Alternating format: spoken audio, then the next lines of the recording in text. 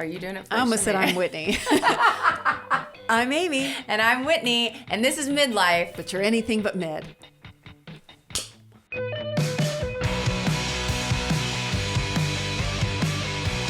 Boom. Nailed it. Got it. Nailed it. Okay. Whew. Was that for real? That was for real. That was for real. That wasn't practice. That was My for real. God. You have a little surprise for me today. I do.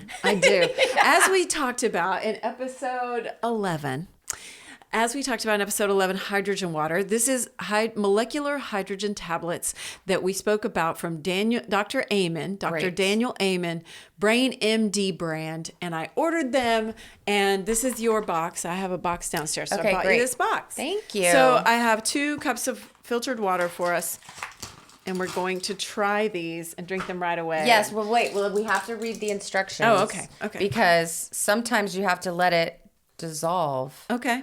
So it says, drop a tablet in a glass of water, allow tablet to dissolve, drink immediately. Okay. For optimal results, drink 1 to 2 servings per day. Okay. Do not swallow the tablet directly. That's what I wanted to do. A shortcut. Just glug a There's bunch of no water. and then shortcut. Take this. Yes. Okay. Wait, so did you here's get yours. mine? Okay. Yeah, there's yours. So I'm going to drop it in, and it is it's just dissolving. like it's effervescent. Wait, It's still, did it already? Oh, there it is. Yeah, it's going. So we'll just drink it as we I go. wonder how long. No, you have to drink it quickly because remember they escape. Once this dissolves, it's not like you can sip it for 30 minutes. It has to be those little hydrogen Okay. What if it takes a while to bubbles. dissolve? Well, that's the problem. All right. Well, anyway, I'm going to start drinking mine because it's already dissolving. All right. Well, it says I'm a rule follower. It says to wait until dissolved. but Oh, all right. Well, then I'm I'll gonna set mine drink down. it too. Okay. There you go. It tastes kind of oxygen-y. It tastes a little old. Yeah, it does have I don't know that I would notice if I wasn't really focusing in on it, but it does have a taste. Yeah, kind of like, it tastes kind of like bad breath. I would not have said that, but now, ugh. It does, right? No, it just, I can't it put gonna my make- finger on it. I don't know what bad breath would taste like. When you wake up in the morning. Oh, your own bad breath taste. Okay. Or the way. I thought you were saying somebody else has bad breath and it tastes like that. Well, the But way you're it saying smells. the mouth, yeah. way your mouth tastes. Yeah, yeah. Sort of. Anyway, whatever. It's still dissolving. It's fine. so- It's for optimal health. So we're gonna do it. Yeah. Yeah. I wonder if you could stir it up I didn't and bring make it go faster. Then you can use your pen Eh. if you want to. So We're just gonna wait. Okay. All right. Well, thank you so much. I'm excited. Me and we too. do trust Dr. Amen. I really like do. his philosophies. I think he has a lot of experience and expertise in Yeah. the brain. Yeah. So I'm here for it. Me too. And anyway, yeah, I trust his products and like the quality and all it gone? that. No. Nope, it's still going. So anyway, then we're gonna We chug gotta keep it an right eye away. on it, and then we gotta Yeah. chug it down like a pint of beer. That's right. Okay, so what else is going on? We're going to you're gonna present today. I am talking. So, our email friend Beth. Yes. Oh, do we want to cover a mid moment first? Before? I was trying to think, and I think I can say I haven't had one. Which I don't believe it. Oh, I think well, you just that's don't remember. mean. I think you just don't remember. Well, maybe it's the same ones all the time. Like, yeah, I don't. Oh, you know what? I had a mid moment today. So I have my notes for my book report. And I had them out this morning and I was reviewing them. Uh-huh. And then I walked inside and then they were no longer in my hands. And I'm like, what happened to them? And I walked back outside where I just was. Not there. Still not there. Walk back into where I was when I realized they were gone. Not there. Where I were looked they? forever. I can't even remember now. You still don't they have were them? in my. No, I do. I have them now. I think they were in my closet. I don't even remember going into my closet. Like in my mind, it was directly from outside, inside. Where are my notes? But then it happened a second time. Oh no. So then I find my notes and I'm like, yay, I found my notes. And then I got sidetracked for a minute and I'm walking out the door. I even lock my door and then I'm like, wait, where are my notes? It's so infuriating. And then I have to walk back in and be like, where are my notes? Yeah. Like if I am not constantly thinking, hang on to your notes, hold on to your notes, or your phone or your car keys, or I'm putting my phone down right here, then I forget. Wow. I feel the same way. I do the same thing. I had double mid-moment today with these damn notes. My tablet's starting to float, and it's almost done. See, I think a spoon would be good, because then we could see if you stir it around a little bit, shake it around. We don't have spoons. I know, but I just shook mine around and it all dissolved. All right, I'm doing it. I'm doing it. All right, let's go. Cheers. Oh no, you got to swirl it around more. My mid moment was I hurt my knee sleeping. So, oh man, that I know. sucks. I know. All I did was sleep, and I got up in the morning, and the muscle across you fell to the ground. My patella on my left side was just like, you can't walk. And it was just crazy. You know what else is a mid moment? Yeah. That you know the name of it is patella. I don't think younger people know the names of their body parts like we do. I don't like this. It's kind of hard to get down. It smells. Oh, and I do still have a tablet in there. I do too. I thought it had dissolved. No, it hasn't. So, all right, we'll revisit that in a few minutes. I don't know. This is a lot harder than I would have hoped. and it's supposed to be 16 ounces, but we don't know if that's 16 ounces. Oh. It's probably not. I don't. That's almost more like 8 ounces. This is more than 8 ounces. I really am not good at measurements. Yeah, direction, I'm pretty good at math. it. And this is bigger than 8 ounces for sure. That's like 12. I would say that Dr. Amen needs to go talk to the makers of Alka-Seltzer, because I feel like I didn't have to wait this long for an Alka-Seltzer. No, Alka-Seltzer's fast. I still take it. And I like it. For your patella. I know, because I'm a senior citizen. I did see this place down by Casa de Luz here in Austin. Oh, yeah. And it's called Alchemy, and Alchemy Juice and stuff. And they have like a hydrogen water program where they'll like deliver it to your house and stuff. So I don't even but I don't, I'm sure they know what they're doing. But how does it stay in the water? It has to be packaged properly in order for you to get the benefits, Mine's which is why I'm OCDing on when the tablet is gone. I still have a little bit. Mine's done, and I finished. Oh my gosh, look, I still have a little tablet. Yeah, you do. So I can't down it. I don't love it. No, it's not. It gets worse the more it tastes dissolves. bad. Yeah, you guys, it tastes like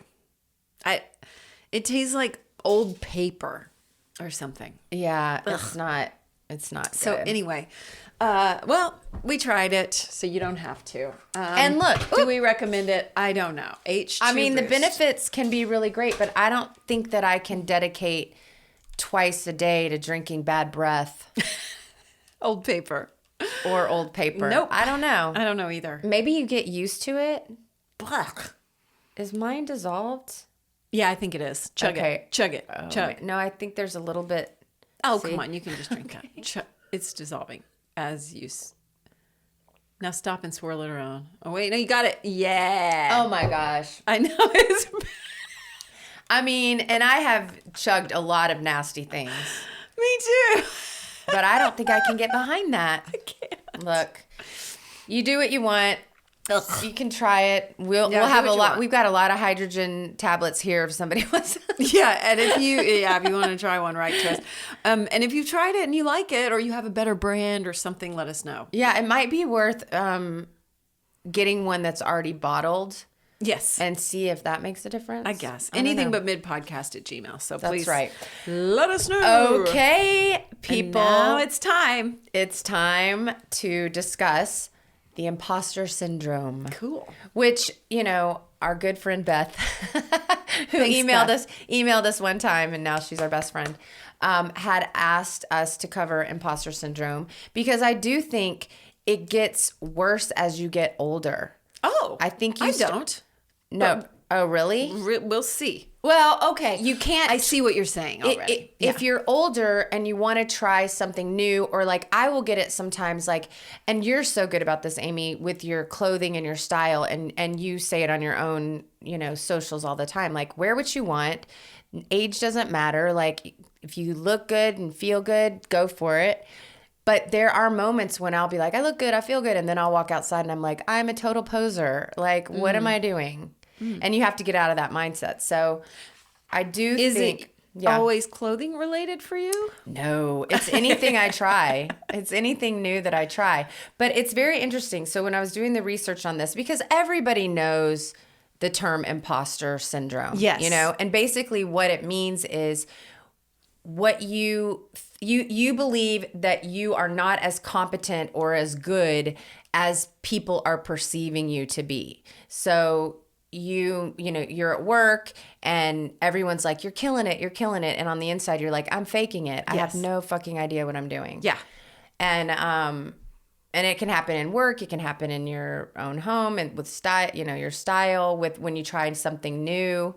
And it can stop you dead in your tracks and take away the joy of, like, for me, and I think this is you too, Amy, we do try a lot of new things. We say yes to a lot. Yeah. You know?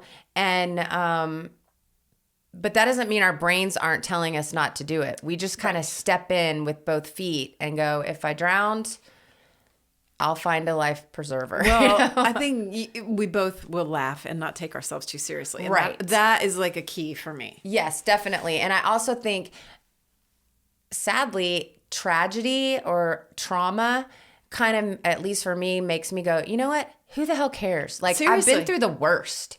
Yeah. What else?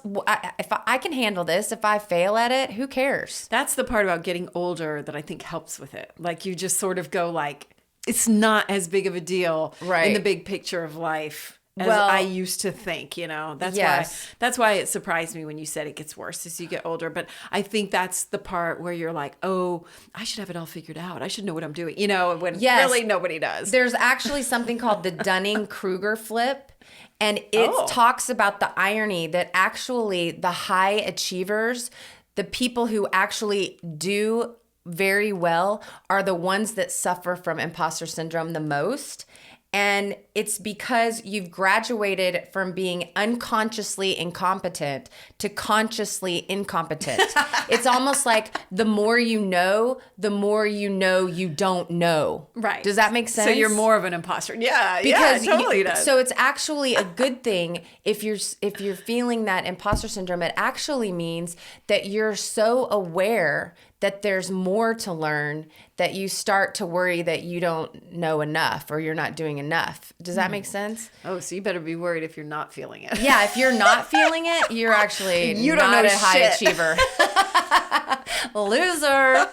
But apparently there's this woman, Dr. Valerie Young, and she wrote a book all about imposter syndrome called The Thoughts of Successful Women. Okay. Isn't it interesting that it's successful women? I love it. Because I do think women probably suffer from it more. Oh, Men for are just sure. taught, I think, to just be like, For sure. go in, I know what I'm doing, no Yeah. big deal. And women are kind of taught to second guess or stay quiet, sit in Yeah. the back. Have you that seen kind those of a memes thing. that are like, if only I had the confidence of an average male? Yeah. Yeah. I mean, it's true. I know. And like, not anymore. We're changing that.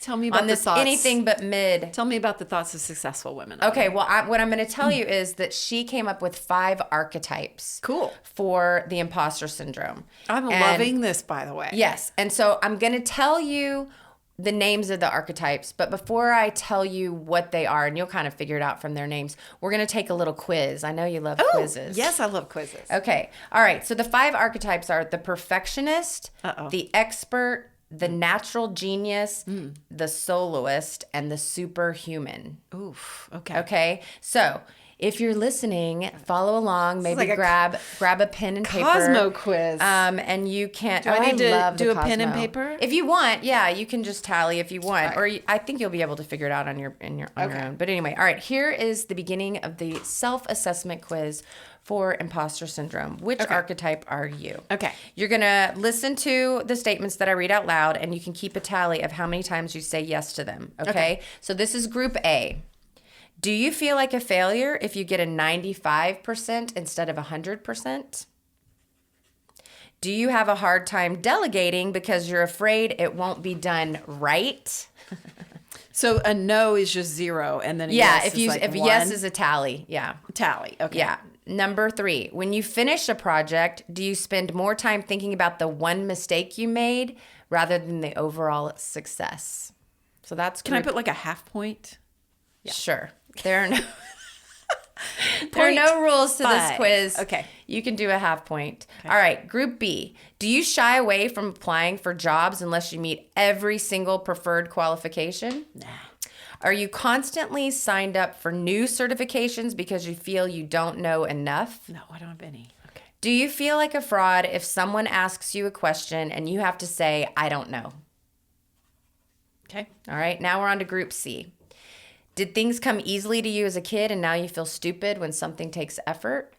Wait, say that one again, please. Did things come easily to you when you were a child that now you would feel stupid if something takes a little effort? You're so used to things coming easily that you think you're a failure if it is a little bit difficult. All right. Do you avoid trying new hobbies or skills because you aren't immediately good at them? Okay. Does having a mentor or tutor make you feel like you've already failed? All right, the next grouping. Do you feel like your achievements don't count if you had to help from a team? So do you feel like doesn't count if somebody has to help you, if you didn't do it by yourself? Is I can do it myself your most common phrase even when you're overwhelmed? Is what? Is I can do it myself your common phrase even when you're feeling overwhelmed? Ooh. Do you feel like a burden when you have to ask for clarification on instructions? And the last group is, do you stay later at the office than everyone else to prove you are working hard enough? Do you feel like you have to be the perfect friend, the perfect partner, the perfect employee all at the same time? Is that a new question? Yeah. Oh. And 3, is your self-worth tied directly to how many items you checked off on your to-do list today? 1,000,000%. Can I get a 5 for that? Can I get a what? That's like 4 tallies. All right. So based on your answers, Amy. Okay. What grouping did you have the most responses to? Okay. Let's see. Tell me the grouping of numbers. Just like 1, 2, 3, 4, 5.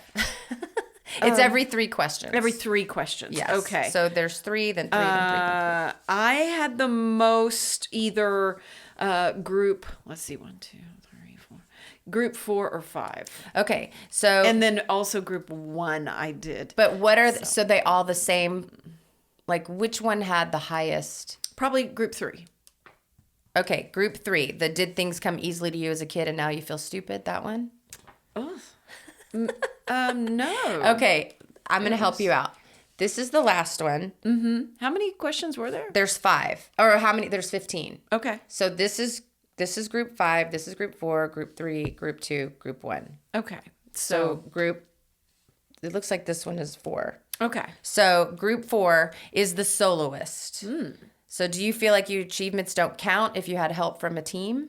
I said maybe. I got a 0.5. Is I can do it myself your most common phrase when you're overwhelmed? I gave myself a 0.8 on that. Yeah. You are hilarious. Is there supposed to be one tally or no tally? That's too hard. Do you feel like a burden when you have to ask for clarification? Sometimes. So I got a 1.8 on that one. Okay. So but the next one I got a very much so. The next grouping, the last grouping. Okay, that's the superhuman. So I'm going to go through it one step at a time. Okay. So the first grouping with do you feel like a failure if you get 95% instead of 100? That's the perfectionist, okay? The perfectionist's focus is all about how the work is done. Mm-hmm. And the flaw with the perfectionist is that even if 99% of the time you're successful or you give 99% success, if it's not 100, you feel like a failure. If there's one minor detail that's off, you consider yourself a failure. It's all or nothing. Yeah. You can't have, good enough. And so the mantra for the perfectionist is, if I don't do it perfectly, I'm a fraud. Liar, not true. Mm-mm. All right. So that was the first one. The second grouping is the the expert. The expert was, do you shy away from applying for jobs? Are you constantly signed up for new certifications? The expert is focused on how much you know. How much do I know? The flaw is feeling like you need to know every single fact before starting and terrified of being asked a question you can't answer. So you have to know everything, which is impossible. Yeah. So of course you're going to feel like a failure. Yeah. The mantra for the expert is, if I don't have all the answers, I'm unqualified. Ooh. That's a tough one. Yeah, luckily I didn't even score at all on that. That's great. Yeah, because, and that makes sense because that's why you're able to jump into new things. Yeah. I'll tell you what I am in a minute. I wish I had certifications, but I don't. You're certified in life. You've got street certification. Rude. Yes. Like, my God, each decade you get a new certification. All right, the next grouping, which was the did things come easily to you as a kid and now you feel stupid, does having a mentor or tutor make you feel like a failure? That's called the natural genius. You feel like you should be a natural at everything. The focus is how fast and how easily can I succeed? The flaw in that is if you have to work hard or struggle to learn something, you assume you lack the innate talent and shouldn't be there. If it doesn't come easy, I'm in the wrong place. That's one of my children. And the mantra is if I have to struggle, I'm not actually smart. All of these mantras are lies that we tell ourselves to keep us from moving forward. All right. The next grouping is the soloist. And that's the one with if you have to ask for help, you're a failure. You want to do it yourself, right?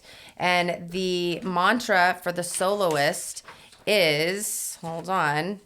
The script is oh no, wait, hold on. My notes. I'm an imposter. I'm an imposter right now. Where's the soloist? Okay. The soloist is there. It is. Yeah, but it's missing the focus. But anyway, that's Maybe fine. It's on the next page. I don't another know. page here. No, that's a whole other part of the. Okay, maybe so. Yeah. No, that's superhuman. All right, it doesn't matter. The soloist is, the script is asking for, oh wait, no, that's the what you're supposed to, am I missing a page? Oh no, it's with your notes somewhere. Oh man. You know what? This is so sad. So This appropriate. is so appropriate because I feel like a total failure now. Hold on. I should have numbered these because I did take it out of order. The soloist is, it doesn't matter. What is it? Do you know? I'm so sorry. Oh, here it is. I'm sorry. I found it. Good. Was it right in front of you? Yes, sadly, it was. Papers confuse me, because I have ADD. Yeah. So when I have multiple papers to hold, I get very nervous. And this is why. And it's on record. Anyway, the soloist. The focus is who did the work. And the flaw is feeling that asking for help is a sign of weakness or proof that you can't handle your responsibilities. And the mantra is, if I didn't do it all by myself, I can't take credit for it. Yeah. Which is so sad and not true. All right. And then the final one is the superhuman, which is you, I think you said, Amy. The focus, how many roles you can handle.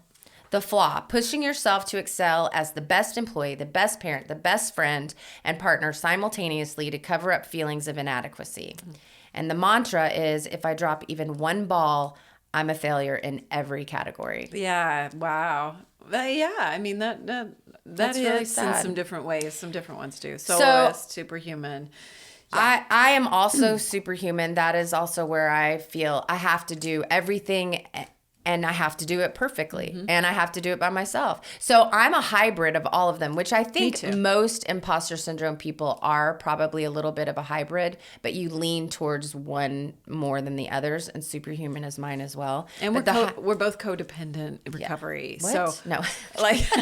So I mean, if you're codependent at all and have those tendencies to fix. Yes, enabling, especially if you have addiction in your family and you're the person that everybody relies on. A lot of imposter syndrome can come from childhood traumas, work-related issues where you're in a high-stress, high-power situation, or toxic relationship, toxic work environment. So pretty much anywhere. Yeah. But the hybrid is all of the above, and you identify with all five. You have global imposterism. Oh. I'm only as good as my last achievement. And I definitely feel like a few years ago, I had to fill something out that was like, it was like it pushing you self-work kind of a thing. And it was like, list your achievements. And literally I just sat there. I couldn't even think of one. I couldn't think of a single achievement. That is insane. And I I think it was when we were working together at the Statesman, and I had won like best blogger or something really weird. Yeah. And which I didn't even have a blog at the time. But I was like, well, I guess I won that, which I didn't even have a blog, but I've considered that an achievement. Anyway. Right. Like, and I made the shortest list and I was like, this is really sad. And that just was an indicator to me that I'm holding myself to some weird standard. And I had to loosen up to consider things wins that really are wins, but that I tend to downgrade because I'm too much of a perfectionist. Right. Exactly. And I feel you exactly. I do it a lot in my grief area. Like, this is so sick. This is kind of weird, but like, because I've always been a positive person. I've always been, and I want to inspire people, since my early days when I was teaching middle schoolers. Like, I was like, that's my platform, self-esteem. I want to really build everybody up and, share with people my thought process on things. But I never felt qualified because even though, I had a lot of shit going on in my life, addiction running rampant and rampant, that's right. Rampant. Exactly. Rampant. Oh, the imposter syndrome is so heavy right now. I'm feeling pretty superior. It was rampant. Well, rampant. So what happened? My husband died. Yeah. And then I was like, oh, now I'm legit. Isn't that weird? Like, after he died, I was like, oh, well, now I definitely am not faking anything. Yeah. Even though addiction and abusive father and all that could have easily been just as legitimizing. And also, I don't have to have something bad happen to me to have some wisdom for people. I know. But your brain is just, and we've been conditioned to think that you have to earn it in some way. No matter what it is. Yes. Yeah, exactly. So if we can get out of our own heads, which is, you and I talk about this all the time and just have over the years, then you can move forward. Who cares if you fail? And so a lot of people right now that are suffering from imposter syndrome that are listening are probably like, yeah, but mine is different. Like, I really am faking it, Yeah. And the truth is, wherever you are in your life, you're giving things to people that they need. Like, you're being put in certain situations to elevate the situation. Does that make sense? Yeah, you are. Exactly where you are right now in your life. You don't need to have any more than what you have right now in this moment. And you're put where you are right now for a reason. Yes. And if you can keep believing that, I think that helps you really find purpose and get through it. And like, this is where I'm supposed to be. Like, surrendering to that. That's a big one for me. It's something that I think about a lot. And I love when there are babies in my life, which there are a lot of babies in my life right now, or little kids, because my sister and my nephew they have little kids. But you see where we started. Yeah. And it's like, you go into a kindergarten classroom and you say, who can dance? Every single person raises their hand. Yeah. And you say, who can sing? Every person raises their hand. There is not one person, one soul in there that feels like an imposter.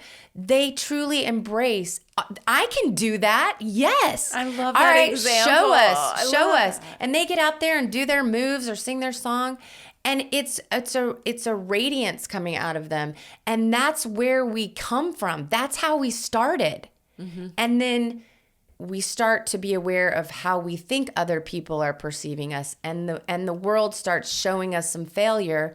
And we start believing that that's who we are. Yeah. We all need to get back to those little kindergartners inside of us that raise their hand and say they're good at everything. It's a beginner mindset too. Those kids, it's maybe a little bit different because they're just like, I can, Yeah, they're not tainted by anything. They're not self-conscious. They're not. They haven't been taught to think negatively. And then there's such power in like the beginner mindset. And that's what I have talked about a lot because I just think that you've got to accept, like, if you're going to get to doing it and being good at it, you got to start. And so the more you can laugh at being a beginner, the better.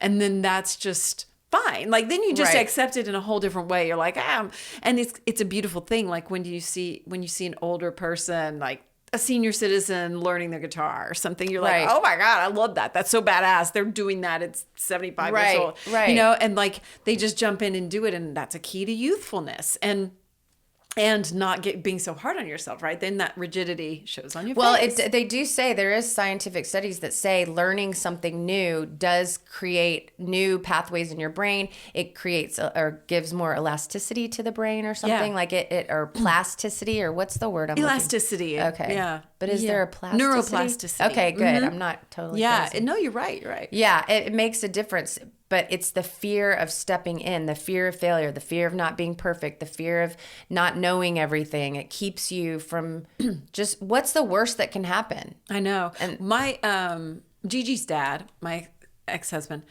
he was a U.S. diplomat and he served in Kenya for a while. And while he was in Kenya, like a civil war almost broke out. This was 2007 or so. Mm-hmm. And he got promoted, and then their political counselor for the U.S.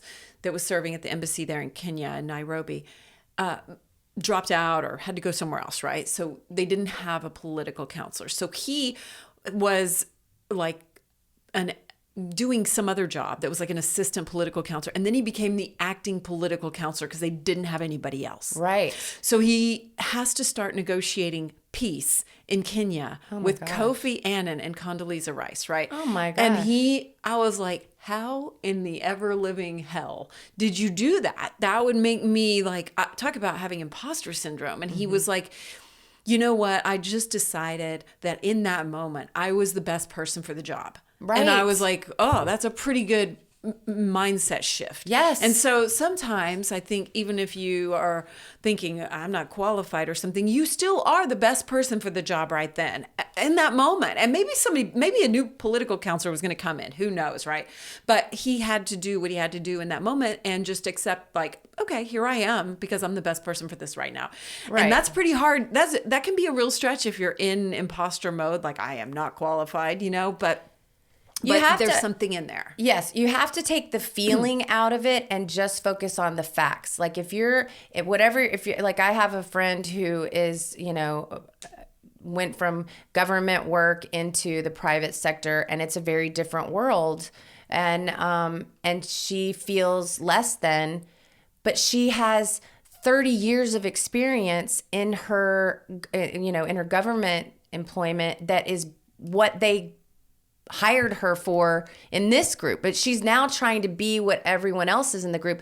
That's not why she was hired. Mm-hmm. She was hired for her expertise, and now she feels like it's a negative. And I'm like, hello, are you not? And so sit down and write, like, you've done this, you did this, this is your credit, this is why you are right for the job, not what you feel. Forget about what you feel. Just write down the facts. I mean, you have survived this far. That seems like pretty great in itself. Yeah, exactly. However old we are, we have what's the worst? Made it to 53 or however old you are. I'm 53. I'm 54. That is something, we have decades of experience and knowledge, and there's no one should be suffering from imposter syndrome because everyone is feeling it. Like if you think of it like that, or at least the high achievers, the ones we care about. They're the ones that everyone that you're in that meeting with is probably thinking the same thing. That's the thing that is really what gets me through, is a lot of times everybody else feels the same way, and I just go like, pretty much most people are feeling like, oh God, what am I doing here? Am I qualified for this? Yeah, and they're not even thinking about you. No. Just like you're not thinking about them. You're right. And that's what I was telling my son. I'm like, when you walk into a room, every other kid in there is, mulling over their own inadequacies, and they're worrying about their own shit. Yeah. They're not thinking about you. No. They're really not. And if they are, because he was like, well, when I go in and I notice other people's skin, and I'm like, that's because that's your thing. Mm-hmm. You're literally projecting on to everybody else what is most worrisome to you. Yeah, he's got like VW bug syndrome of acne. VW bug. VW bug syndrome. When you see a beetle or bug. Oh, and you do the punch bug? When you would start to see them everywhere. And that's just like. Yeah. I don't know if all right, well, let me give you a couple of tips to help you go from fraud to functional. Love it. Okay. So for the perfectionist, the goal is to accept that flawless is not the only definition of success. It's actually, it's fake. Anyway, there is no flawless. There is no success. Yeah. There is no success. That too. I mean, this is the truth though. What you think is going to make you feel successful, then you get there and you're like, meh. This is all external stuff. And this is the other thing I was telling my son. You're trying to fix inside stuff by fixing the external stuff. And that's why it won't be acne. It'll be something else and then something else and then something else. You have to go fix internally. Mm-hmm. We're trying to make ourselves feel better on the inside by trying to control everything on the outside. Never going to work. When I released my first album. Yeah.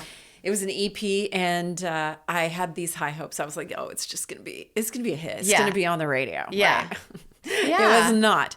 I had a nervous breakdown, and I realized that I was defining your success on things that were completely beyond my control, and so I had to completely redefine success. And so I made success putting out songs that were honest and true to me. Right. The best I could. Yeah. And so I completely redefined that, did a whole nother album, and I felt so good about it. Yeah, because that's really what it's successful about. To me. Yes. I love that. Thanks. I love that. Thanks. So the script for the perfectionist should be, this is 90% there, and the final 10% isn't worth the burnout.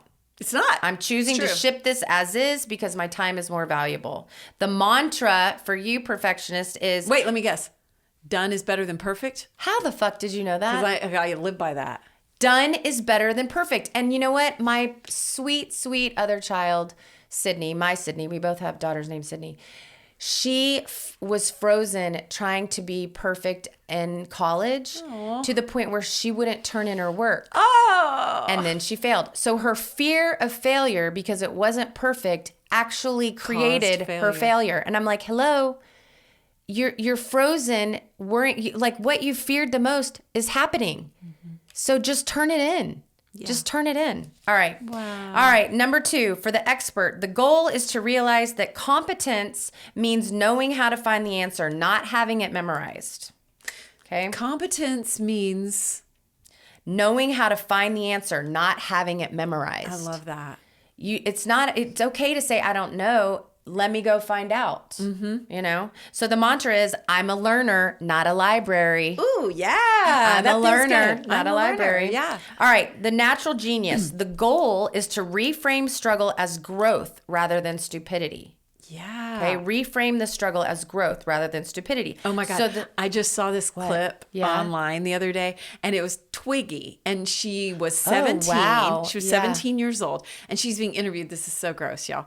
By Woody Allen. And I hate Woody Allen, right? So for people who don't know who Twiggy is, she was a model back in the 70s. I guess. 60s, 70s? Yeah, 60s, 70s. Real cute. And he's like, he tries to bring her down a peg, and he goes, who's your favorite philosopher? And she's like, wide-eyed, and she's like, I like philosophy. I don't know any philosophers. And he's like, oh, you don't know any? And she's like, I don't know.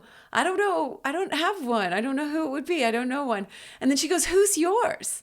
And he freezes. He didn't know one. Oh, I love it. And she innocently is so sweet. And she just accepts that she didn't. Yeah. She just accepts it. I mean, and plus she's 17. I'm like, fucking, okay, of course you don't have a favorite philosopher. And, but she turns it back around on him, and he's like, oh, I like all of them. And she's like, but who? And he's like, all of them. And she's like, God. he didn't even bust out like Aristotle or something, He was frozen. And he was like, oh, well, and he never answers her. And she was like, oh. And it was just so great because she just reclaimed the power just by accepting that she didn't know. And then she said, well, who's yours? And I've read that actually. There's a book, I'll find the name of it. Okay. But she talks about when you're feeling like you don't know or whatever, you turn the spotlight around. And that's really what Twiggy did in that. Yeah. You feel like the spotlight's on you and you feel exposed in some way, but you simply just turn the spotlight and ask a question right back. And like you can shift that, and then there's an acceptance of like, I'm okay right now. Right. What about this? And like you're able to reclaim your power in that way. And it was interesting. I totally agree with you on the acceptance part, because keeping it a secret makes it harder. Like that's when the imposter syndrome really starts to step up, when you think that you're keeping it a secret. I remember when there's like shame in there. Yes. Yeah. When I first started, so I was acting in New York. I actually was in a Woody Allen film. I'm so sorry. I know. Ugh. It was really exhilarating for me though, because it was God, yes, at the time that was what you wanted. It was a big deal. Which one? Curse of the Jade Scorpion. I was just an extra, but he only would have like 25 extras for the whole movie, and it was a period piece, and so it was really cool. But anyway, seen it and I never will. Yeah. Now. I'm anyway, sorry. Helen Hunt was in it and Dan Aykroyd. Wow. But anyway, but so I digress. I was an actor, but I wanted to have a baby and a house. And so my husband was like, well, then you're going to need to get a real job and help me pay for it. And so I was like, okay. So I was temping at this hedge fund, and I just went in and I was like, I'm going to have to get a real job. So if y'all want to hire me, great. And they hired me. I didn't say it like that, but I was like, I got to find a job. Though. I was like, I got to find a job. Me, great. I need a job. And so they hired me, but on my first official day, and I'd been temping there, but it was really like filing and stuff. It wasn't anything big. And I was just like, walking around chatting with people because I was human resources. Anyway, but they asked me to do something on PowerPoint. And I had never done PowerPoint. And this was back in, like 2000, 2001 or something. I'd never done PowerPoint. I'd been in acting. I hadn't done any kind of office work at all. And I just said, okay. And then I ran into an office and I started calling my husband at his work. And I was crying and I was like, they want me to do PowerPoint and I don't know PowerPoint. And he was like, just go tell them you don't know how to do PowerPoint. And I'm like, I can't. I already said I was going to do it. And he was like, it's okay. It's okay if you don't know. They know that they've hired you. Mm-hmm. And but you were an actor. Then you feel like you lied or something. But just pretend. But hiding in an office for several hours and not doing the PowerPoint and bothering your husband at work, was even worse. I had to go in, and I was so mad at myself because, I think especially as women, tears come not because we're sad. It's like anger. It's just emotion. Yes. But men will look at it as a weakness or something. But I was so mad at myself for just all of the feelings. And so I went in to tell them that I didn't know how to do PowerPoint. And tears started falling out of my eyes. And I'm like, damn it. But I got through it. I worked there for a couple years. Had a couple babies. Okay. Yeah, it was good. All right. Back to the takeaways. Did you learn to do PowerPoint? I did not. They took me off the PowerPoint project, and I became the new hire person. So I would take their photos and give them their benefit packages. It was better way for better. You. Oh yeah, much better. I was the face of HR, not the PowerPoint. All right, so we did the perfectionist, we did the expert, and we did natural genius. Mm-hmm. We're on to the soloist. Okay. The goal is to see collaboration as a skill, not a weakness. Yeah. It's okay. You want to work with people. The script is asking for input as a smart use of resources. The mantra is interdependence is higher level than independence. True. You're actually smarter when you bring in other people than when you try to do it all on your own. Yeah. All right. And you, Amy, and me, for the last one, the superhuman, the goal is to detach self-worth from the length of a to-do list. When you finish a project, dadgummit, these stupid notes. Oh, no, it's the pages again, guys. Detach your self-worth from the length of a to-do list. The script is, I'm allowed to have an off day. My value as a person is not a transaction based on how much I produced today. And by the way, you can't be good at everything. I know. There's only 100% of you to go around. You can't give 100% to each ball. I've gotten a lot better about this. Yeah, it's hard. I love the sense of completion of a to-do list. I love checking things off. You know what I do? What? I don't write many to-do lists anymore, but when I would, I would sometimes put something that I'd already done just so I could cross it off. 1,000,000%. I'm 100% Because it feels good. And then you're like, all right, I've done something. Yeah. Now I do it on my phone, with my notes app, and then it has a little circle you can check. Oh, I love that. Oh, you do. Yeah. That's and hilarious. I'll check that. But then usually, actually, I'll just delete it and I watch it get shorter and shorter and shorter. And it feels like, so good. Oh, I just did it today. Well, your mantra is, I'm a human being, not a human doing. That's true. And it's a work in progress for me. I recognize that I like it. And I do like the sense of completion, because I do believe that we live in a world without a lot of completion a lot of times. That's very true. I've always enjoyed cleaning things because I like the sense of completion, and I accept that about myself. And so, it's just like finding that balance and not letting that rule my world. Right. And by the way, also watch yourself, because you can start to berate yourself for having imposter syndrome. Right.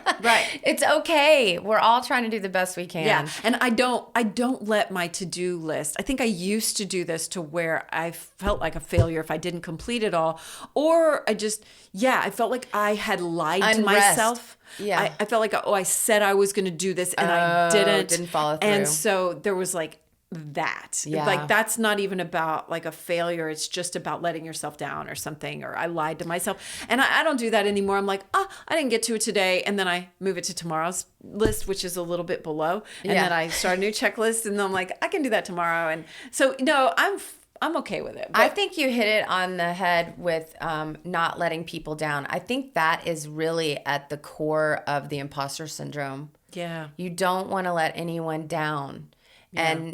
And all of these things are the way that you think that you're letting them down. But really, you're actually giving people permission to be more themselves when you admit, like, oh, you know what? I don't know. And they're like, I don't know either. And then you go like, let's chat GPT it or whatever. And or GBT it. GBT, as you say. It's so weird. Or we probably won't even edit out all these page problems that I've been having so that you can see. It's a great idea. It's a great idea. I am not perfect, and we're doing the best we can. Yeah. So here's your call to action. You can write your mantra on a sticky note. We're going to put them in the show notes for each archetype. You can write that on a sticky note as a reminder. You use facts instead of emotion. When you find yourself sitting in that imposter syndrome, sit down and write down facts, not your feelings, not I feel like a failure. Write down, I completed this task, or I went to high school, or I did this, or I did, write down facts. Not the emotion, because the emotion is what's lying to you. Yeah. That's really what your brain is using to make you think all of these things. I mean, like, I've had to do it with being a mom and just brainwash myself that, like, I'm a good mom.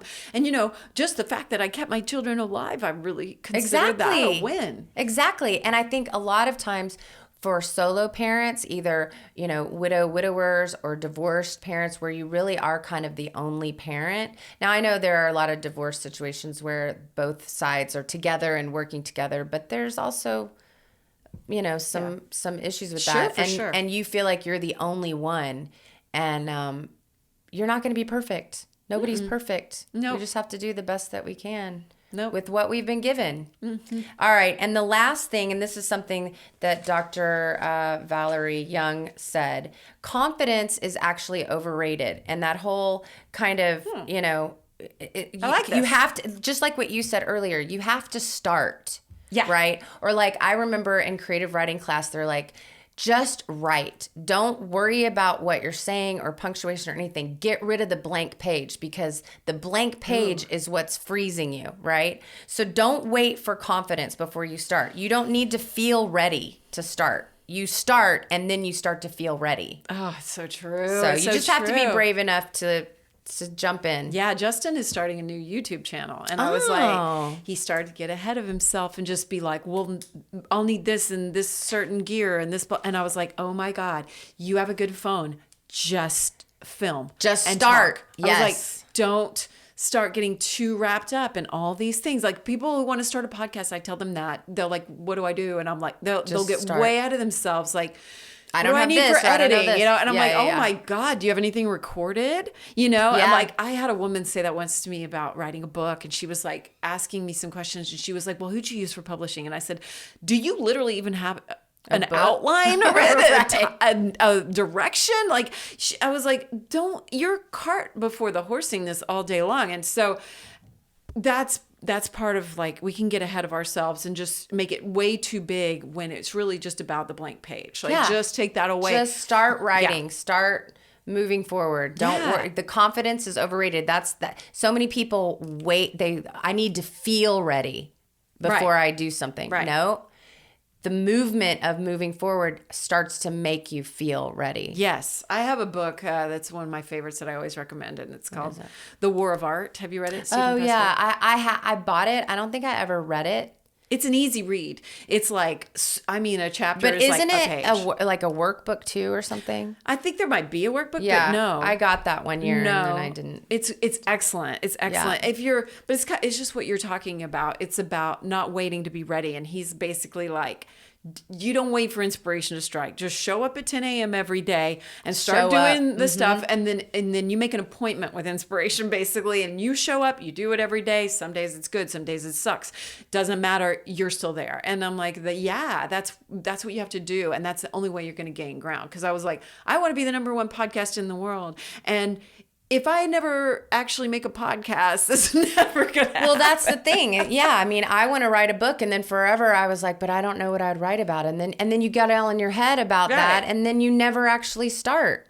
So all of you that are out there feeling like an imposter, you just need to try to take these mantras that we're going to put in our show notes, stick them around your house, tell yourself every day, because your thoughts are really what are driving you. And if you can get control of your thoughts, then that imposter syndrome is going to disappear. Just like I was telling my son, you're already 100%. Your thoughts about your problem are keeping you from feeling it, but you're already 100%. I love this. I've been having it a little bit too. It presents in some different ways for me. I've been having it a little bit with social media because I've been trying to build that up and really understand my brand and direction with it, and have it align with this show and my show. And like, but I still get caught up like, am I as good as these other people? Whatever. But you're just going to have some that don't have any views. You're just going to have some fails.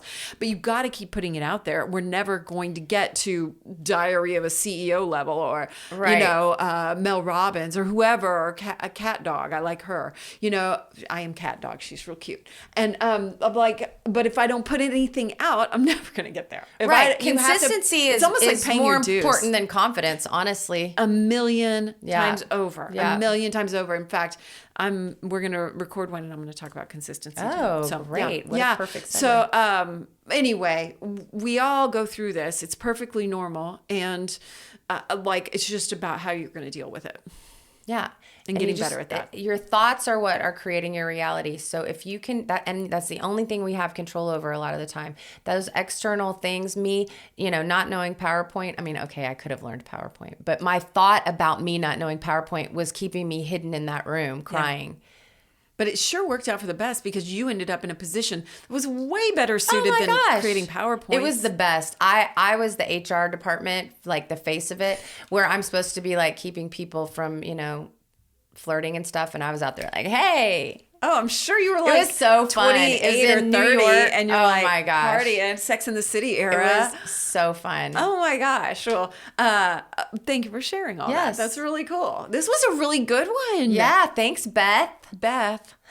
If you're listening and you're like, wait, do I have one that's good enough? You do. You do. You have a suggestion that's good enough. Don't let anything get in your way. Email us right now while you're thinking about it. That's right. You guys got this. You are already 100%. Yeah. So get out there and start moving consistently.